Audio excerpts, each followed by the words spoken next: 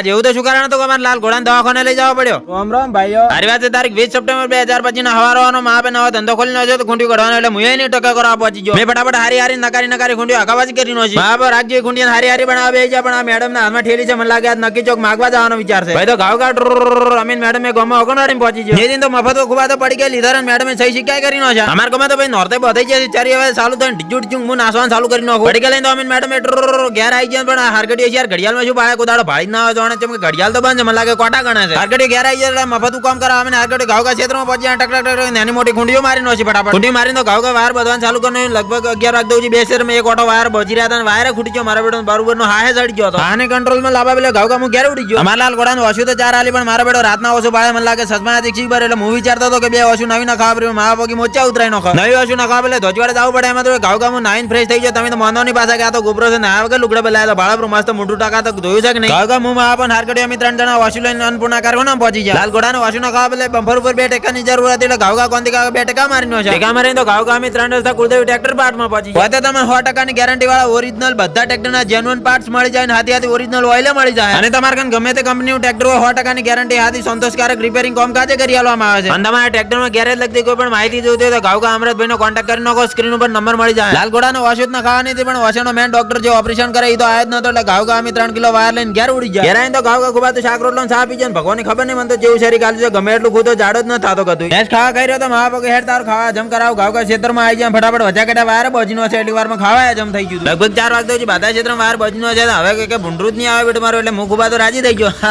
બોલો જય શ્રી સીતારામ.